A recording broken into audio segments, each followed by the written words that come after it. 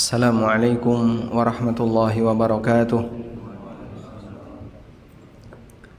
Alhamdulillah wassalatu wassalamu ala Rasulillah wa ala alihi wa sahbihi wa mawalah wa ashhadu an la ilaha illallah wahdahu la syarikalah wa ashhadu anna Muhammadan abduhu wa rasuluh sallallahu alaihi wa ala alihi wa sahbihi wa man tabi'al huda ila yaumil qiyamah. Alhamdulillah, puji syukur kita haturkan kehadirat Allah. Siang ini kembali kita lanjutkan kajian rutin dengan membaca kitab Bulughul Maram. InsyaAllah kita masih membahas di bab tentang istisqa. Setelah kita mendapatkan penjelasan berkaitan dengan bagaimana cara sholat istisqa dan beberapa metode dalam meminta hujan, berikutnya yang akan kita bahas adalah apa yang harus dilakukan oleh seorang muslim ketika sudah turun hujan. Beberapa adab berikut bisa kita lakukan agar hujan yang diturunkan oleh Allah semakin berkah bagi kehidupan kita.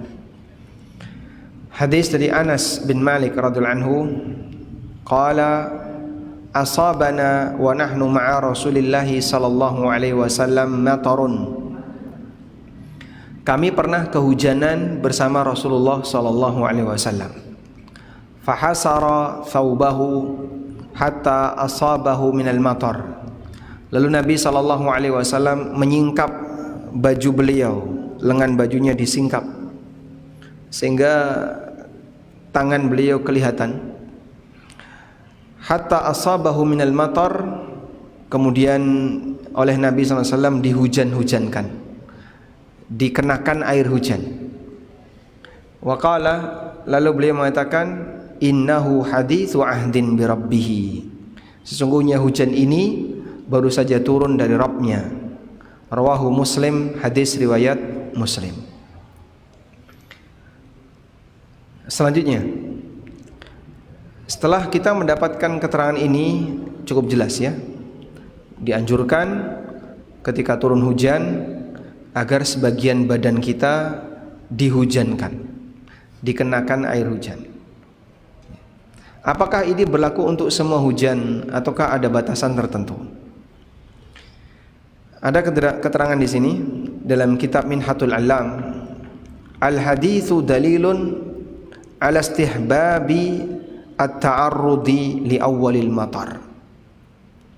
Hadis ini dalil anjuran untuk menghujankan badan li awwali matarin, saat pertama kali hujan turun. Pertama kali hujan turun itu maksudnya apakah hujan yang pertama ataukah ketika hujan turun pertama kali walaupun hujan yang kesekian kalinya? Jawabannya yang kedua. Sehingga ketika hujan baru saja turun, dianjurkan bagi kita untuk membuka sebagian anggota badan kita agar dikenakan air hujan. Wa dzalika bi ayyahsira thawbahu wa yakshifa an ba'di badanihi, dengan cara menyingkap sebagian baju dan membuka sebagian anggota badan. Karaksihi wa dhira'ihi, bisa kepalanya atau lengannya, au saqihi atau betisnya, wa nahwi dzalika atau semacamnya, liyusibahul matar, agar terkena air hujan. Wa dzalika minal farah bi ni'matillahi ta'ala, dan ini sebagai bentuk kegembiraan terhadap nikmat Allah. Li'annal matara la yazalu ala taharatihi, karena air hujan itu suci. La yusibhul ardu wa la yakhlituhu bi ghairihi, dan belum terkena tanah, belum tercampur dengan benda-benda yang lain. Itulah makna firman sabda Nabi SAW, innahu haditsu ahdin bi rabbih. Hujan ini baru saja datang dari Rabbnya. Sehingga Nabi SAW mengatakan hujan ini baru datang dari Rabbnya, maksudnya belum terkena benda yang lain. Dari titik awal sampai turun, terkena pertama kali badan kita sebelum dia jatuh ke bumi. Maka Nabi SAW mengatakan, innahu haditsu ahdin bi rabbih, baru saja dia datang dari Rabbnya. Ai innahu qaribul ahdi bi takwini rabbih wa khalqihi lahu. Maksudnya adalah hujan ini baru saja datang dari Allah, Allah baru saja ciptakan hujan ini sehingga kita bisa mendapatkan air itu kena di badan kita sebelum air itu nempel di tanah. Walhamdulillah. Dengan cara demikian kita ngalap berkah ya, kita ngalap berkah dari air hujan. Sebab hujan itu termasuk di antara air yang berkah sebagaimana yang ditegaskan oleh Allah dalam Al-Qur'an, wa nazzalna minas sama'i ma'an mubaraka fa'ambatna bihi jannatin wa habbal hasid. Dan kami turunkan dari langit ma'an mubaraka, air yang diberkahi. Yang dimaksud air yang diberkahi di sini adalah air hujan. Selanjutnya, adab berikutnya yang bisa kita lakukan adalah membaca doa ketika hujan. Dari Aisyah radhiyallahu anha, anna Rasulullah sallallahu alaihi wasallam, Aisyah bercerita bahwa Rasulullah sallallahu alaihi wasallam kana idza ra'al matara, apabila beliau melihat hujan turun, qala, beliau membaca Allahumma sayyiban nafi'a, Allahumma sayyiban nafi'a, ya Allah jadikanlah hujan yang bermanfaat. Akhrajahu, hadis sahih riwayat Bukhari Muslim. Sayyiban adalah isim mengikuti wazal fa'al, asluhu saywab, istama'atil ya wal wawi wa subiqatil ula bis sukun fakullibat al wawu ya'an. Aslinya mengikuti wazan fa'al saywab, tapi karena di situ ya ketemu dengan wawu, ya-nya sukun, maka kemudian wawunya dihilangkan digantikan dengan ya sehingga dibaca saybun. Dari kata saba yasubu bimakna idza nazala. Hujan disebut dengan saib dari kata saba yasubu, artinya apa tadi? Turun. Sehingga hujan disebut saibun karena dia sesuatu yang turun. Nafi'an, yang bermanfaat. Maksudnya adalah hujan yang menghasilkan manfaat dan bukan hujan yang mendatangkan madarat. Sehingga di sini bentuknya doa dan harapan kepada Allah agar hujan yang Allah turunkan hujan yang menghasilkan manfaat. Karena terkadang hujan bisa menjadi potensi hukuman bagi hamba. Sebagaimana yang Allah Subhanahu wa taala sebutkan dalam Al-Qur'an berkaitan dengan hujan yang Allah turunkan kepada umatnya Nabi Nuh ketika mereka mau ditenggelamkan.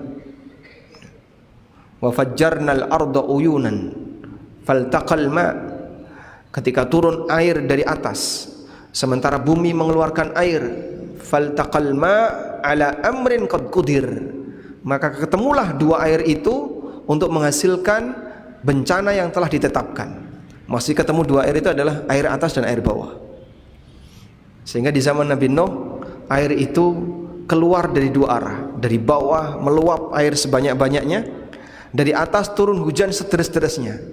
Faltaqal ma, maka ketemulah dua air tadi, air atas dan air bawah, ala amrin qad qudir, dan menghasilkan bencana yang telah ditetapkan, yaitu banjir yang menenggelamkan seluruh permukaan bumi. Sampai ketika putranya Nabi Nuh alaihissalam dipanggil oleh ayahnya, wa kana fi ma'zil, dan dia sudah berada di tempat pengasingan untuk menjauh dari ajakan Nabi Nuh. Ya bunayyar kam ma'ana, wahai putraku, ayo kita naiklah bersama kami. Qala sa'awi ila jabalin ya'simuni minal ma', dia menjawab, aku akan berlindung ke atas gunung sehingga bisa melindungiku dari air. Qala la asimal yawma min amrillah, lalu Nabi Nuh mengatakan, tidak akan ada satupun yang bisa melindungi dari ketetapan Allah. wa hala bainahumal mauju fakana minal mughraqin. Lalu anaknya diterpa oleh ombak besar sehingga anaknya tenggelam. Nah, di sini ada dialog sederhana yang terjadi antara Nabi Nuh dengan putranya. Nabi Nuh mengajak anaknya untuk naik perahu, dan itu wahyu. Ya bunayyarkam ma'ana, wahai putraku, ayo naik perahu bersama kami. Anaknya menolak dengan alasan logika. Apa logika dia bicara? Sa'awi ila jamalin ya'simuni minal ma'. Aku akan naik ke atas gunung sehingga nanti bisa melindungiku dari air. Maka dijawab Nabi Nuh dengan wahyu. Qala la asimal yawma min amrillah. Pada hari ini tidak akan ada satupun yang bisa melindungimu dari ketetapan Allah. Tidak akan ada yang bisa melindungimu dari bencana banjir ini. Sehingga logika, wahyu dilawan pakai logika. Alasan wahyu dilawan pakai alasan logika. Bagaimana hasilnya? Wahala bainahumal mauj. Kemudian ada ombak yang menerpanya. Fakana minal mughraqin. Lalu si anak ini tenggelam. Itulah hasilnya. Ada wahyu dilawan pakai logika, lalu ada hasil. Itulah dialog sederhana yang terjadi antara Nabi Nuh dengan putranya. Baik. Nah, kita tidak berharap hujan yang ada di sekitar kita bisa menjadi sumber bencana bagi hidup, baik banjir maupun tanah longsor maupun bencana alam yang lainnya. Dan Allah Subhanahu wa taala Maha Kuasa untuk mendatangkan bencana dengan semua fenomena alam yang ada. Maka ketika terjadi fenomena alam seperti itu, segera minta kepada Allah, berdoa agar fenomena alam ini membawa kebaikan. Seperti hujan, kita meminta Allahumma sayyiban nafi'ah. Ya Allah, jadikanlah hujan yang bermanfaat. Bisa juga dengan redaksi yang lain, Allahumma sayyiban tayyiba, Allahumma sayyiban nafi'ah. Dan dalam hadis riwayat Muslim, Nabi SAW ketika turun hujan, beliau mengucapkan rahmah. Rahmah, ini adalah rahmat. Hanya dengan satu kata, rahmah. Ini adalah hujan rahmat. Sebagai harapan agar hujan yang Allah turunkan adalah hujan yang memberi manfaat, hujan yang baik, dan hujan yang rahmat. Anak kecil barangkali lebih rutin melakukan seperti ini karena mereka baru saja diajari dari sekolah TK-nya. Yang dewasa lebih sering melupakannya. Sehingga mungkin kita perlu pembiasaan berkaitan dengan doa dan dzikir-dzikir baik yang kita lakukan pada saat kejadian-kejadian tertentu. Lebih tertib daripada anak kecil. Seharusnya yang dewasa demikian. Jangan sampai yang dewasa kalah dengan yang kecil. Selanjutnya, dari Sa'ad an-Nabiy sallallahu alaihi wasallam da'a fil istisqa. Dari Sa'ad bahwa Nabi sallallahu alaihi wasallam pernah berdoa ketika istisqa.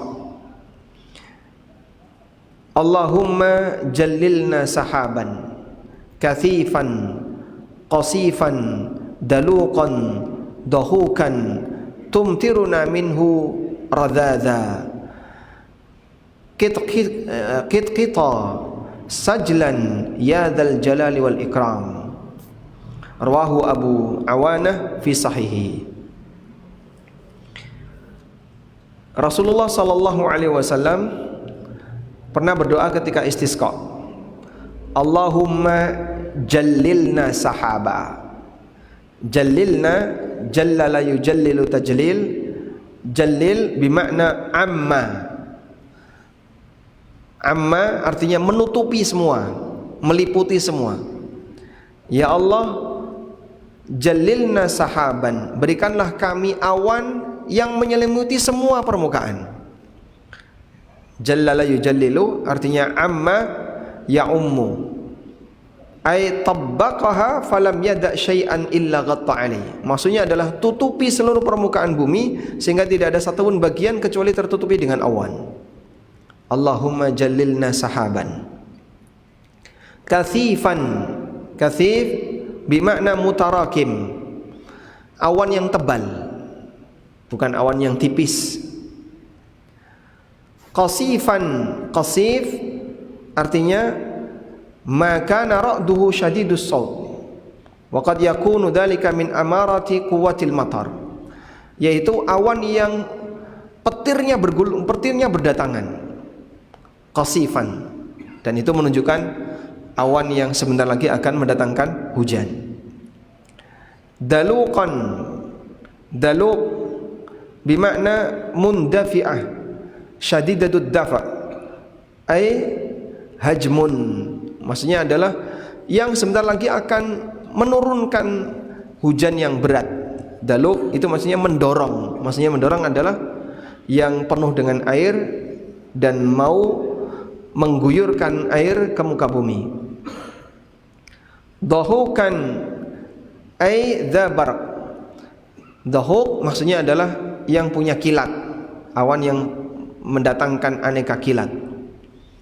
Tumtiruna minhu radhadha, yang memberikan hujan kepada kami radhadhan.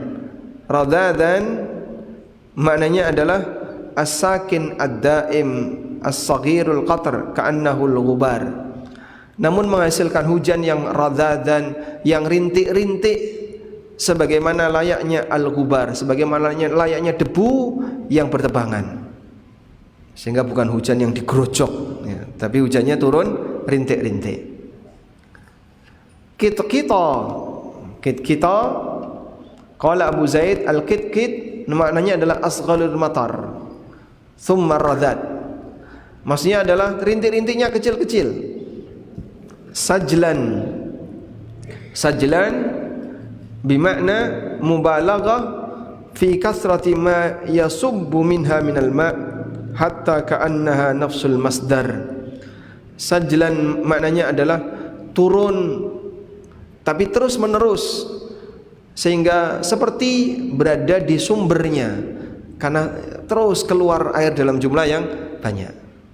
Nabi SAW bermohon kepada Allah agar Allah mendatangkan awan yang tebal, yang gelap, yang punya petir, sehingga sebentar lagi turun hujan, tapi hujannya turun serintik-serintik kecil-kecil, lalu jumlahnya banyak sebagaimana layaknya ketika ada di sumbernya.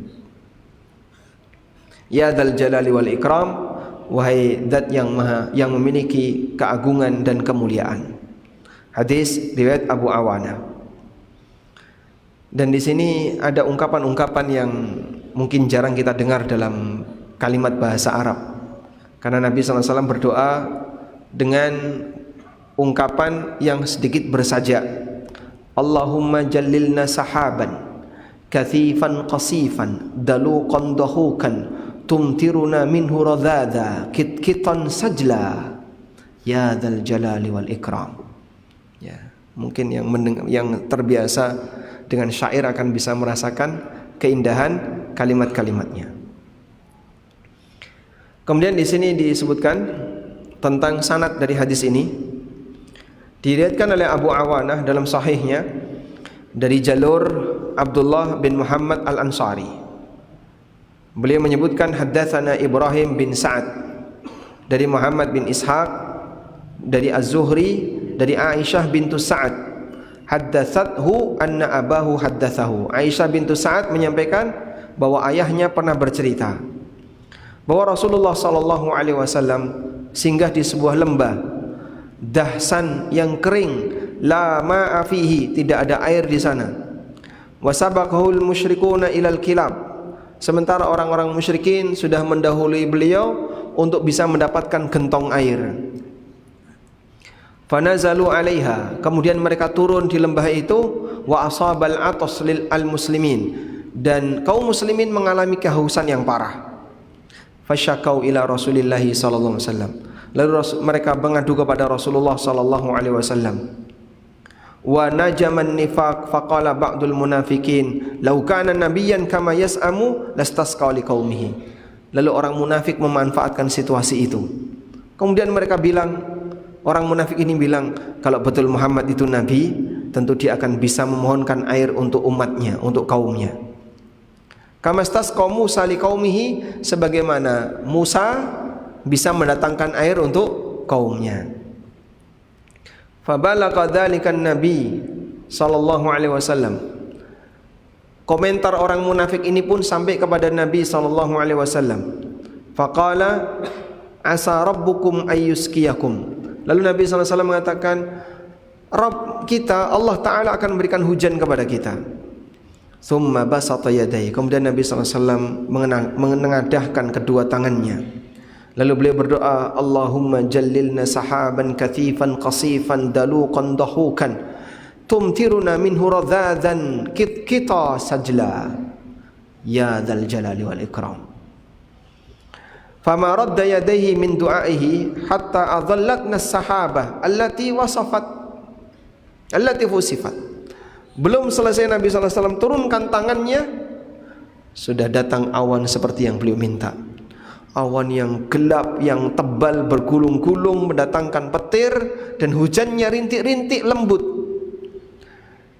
Datang dalam jumlah banyak, seperti ada di sumbernya. Tatluna fi kulli sifatin wasafa Rasulullah sallallahu alaihi wasallam min sifati sahab. Dan awan ini punya sifat seperti yang diminta oleh Nabi sallallahu alaihi wasallam, yang tadi sudah kita sebutkan makna kata demi kata tadi. Thumma amtarna kal ghurubil lati sa'alaha Rasulullah sallallahu alaihi wasallam fa'am'ama as-sail al-wadi. Kemudian datanglah hujan persis seperti yang diminta oleh Nabi sallallahu alaihi wasallam, sehingga aliran hujan tadi memenuhi al-wadi, memenuhi lembah tersebut. Fasyariban nasu minal wadi wartawau. Maka masyarakat, para sahabat langsung minum dari air lembah tadi, dan mereka sampai kenyang dengan minum air hujan. Ya. Orang kalau sudah kehausan, air dengan warna apapun diminum. Kalau sudah kehausan, ya. Bahkan kalau sangat haus, air laut pun dia doyan. Walaupun setelah itu makin haus. Sehingga para sahabat itu kok minum air lembah gimana Pak? Ya, mereka kehausan. Saat turun air pertama kali, ya mungkin pertama coklat, lama-lama jadi bening. Nah, beningnya itulah yang mereka minum. Namun di sini dipermasalahkan oleh sebagian ulama karena ada sebagian perawinya yang tidak nyambung, terutama yaitu Aisyah bintu Sa'ad. Beliau adalah seorang tokoh tabi'in thiqah, dan Al-Hafidh mendiamkan hadis ini, namun beliau menilai dhaif dalam kitab beliau At-Talkhis, haitsu qala, di mana Al-Hafidh Ibnu Hajar mengatakan wa fihi alfadhun gharibah katsirah. Dalam doa ini terdapat redaksi-redaksi doa yang aneh kosakatanya, dan itu jumlahnya banyak. Yang tadi ya, katsifan qasifan daluqan dahukan, kemudian radzadan kita. Diriwayatkan oleh Abu Awanah bisanadin wahin, dengan sanad yang lemah. Ini keterangan Al-Hafidh Ibnu Hajar dalam At-Talkhis. Baik. Sehingga karena sanadnya dinilai dhaif, wallahu alam, doa dengan redaksi seperti ini masih diragukan apakah valid sampai Nabi SAW ataukah tidak. Namun secara umum, seseorang bisa berdoa kepada Allah minta hujan dengan bahasa yang dia pahami, atau pakai bahasa Arab, Allahumma aghithna ghaithan mughithan mari'an tayyiba nafi'ah, atau pakai bahasa yang lain. Karena doa dalam meminta hujan di luar sholat istisqa itu bisa bentuknya dengan redaksi apapun yang isinya mohon atau minta kepada Allah hujan. Selanjutnya dalam hadis ini terdapat bukti mukjizat Nabi sallallahu alaihi wasallam, bukti kebenaran apa yang beliau sampaikan, dan kemurahan yang Allah berikan kepada beliau sallallahu alaihi wasallam. Wa anna Allah ta'ala yastajibu du'aahu, Allah seketika mengabulkan doanya. Dan di antara bagian dari mukjizat Nabi adalah doanya mustajab seketika. Begitu mohon langsung datang.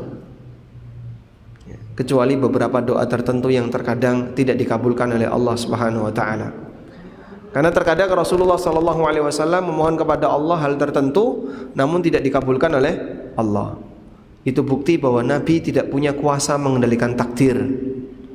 Walaupun doa beliau doa yang mustajab, namun tidak semua doa beliau diijabahi oleh Allah. Sebagian dari doa beliau tidak diijabahi oleh Allah. Baik.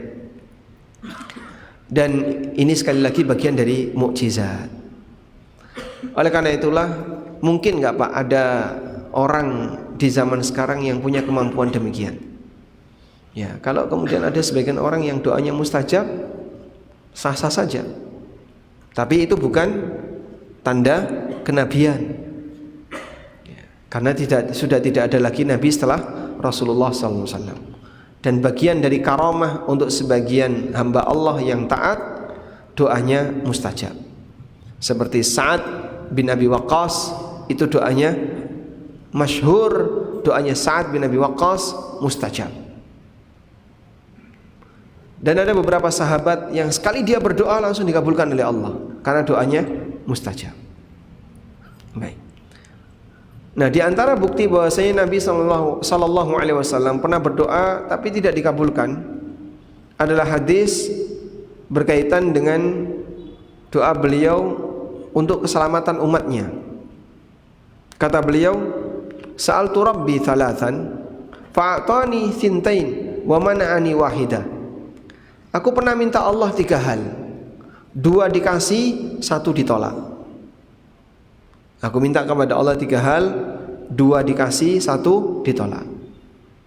Nah, yang ditolak itu apa, Pak? Beliau mohon kepada Allah agar umatnya tidak dibinasakan disebabkan karena kejahatan sama umatnya. Tapi ini ditolak oleh Allah, sehingga terjadi sumber kebinasaan umat Nabi Muhammad SAW karena perpecahan yang terjadi di dalam umatnya. Sehingga umat Islam pecah jadi sekte A, sekte B, sekte C dan seterusnya. Wallahu a'lam. Walhamdulillahirabbil alamin. Baik, mungkin itu yang bisa kita berikan sebagai pengantar. Semoga apa yang kita bahas ini bermanfaat. Wassallallahu ala nabiyyina Muhammadin wa ala alihi wa sahbihi wasallam. Ada yang mau disampaikan? Tafadhal.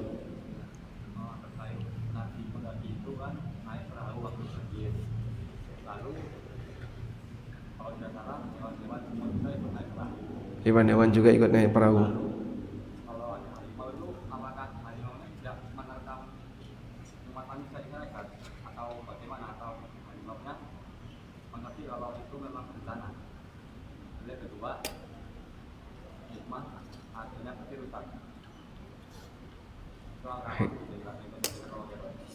Baik.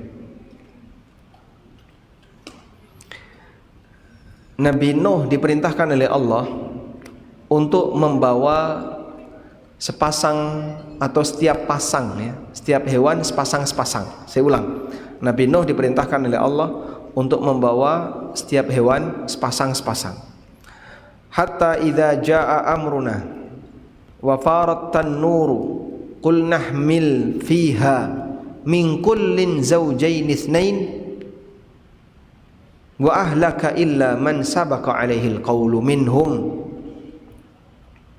illa man sabaqa alaihi alqawlu wa man aman wa ma amana ma'ahu illa qalil. Sampai ketika sudah datang ketetapan kami, wa farat tanur, dan tanur itu sudah memancarkan air. Tanur itu tungku untuk membakar, untuk masak. Tungku itu sudah memancarkan air. Qul nahmil fiha, maka kami katakan kepada Nuh, ihmil fiha, angkut dalam perahu itu, min kullin, di setiap binatang, zaujain itsnaini, 2 ekor sepasang. Itu ngumpulinya gimana, Pak? Kuasa Allah Subhanahu wa taala, Allah mudahkan bagi Nuh untuk mengumpulkannya. Kucing sepasang, harimau sepasang, singa sepasang. Apa enggak cakar-cakaran? Apa enggak mereka saling menggigit, mereka saling menerkam? Terus gimana itu? Kuasa Allah. Sehingga ketika itu apa yang dalam bayangan kita mungkin nggak terjadi. Kok bisa, Pak? Ya Allah Maha Kuasa. Innallaha ala kulli syai'in qadir. Allah Maha Kuasa atas segala sesuatu. Karena terkadang binatang itu dia melakukan aktivitas sebagaimana aktivitas manusia, sehingga dia bisa lunak jinak seperti layaknya manusia. Bisa dengan tenang lunak jinak seperti layaknya manusia.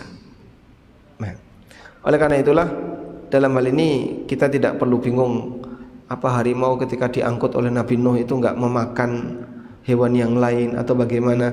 Wallahu alam, yang jelas ayat ini mengatakan bahwa Nabi Nuh diperintahkan untuk mengangkut setiap binatang masing-masing 2 ekor sepasang. Wallahu alam. Baik, cukup insyaallah. Baik, demikian yang bisa kita bahas, semoga bermanfaat.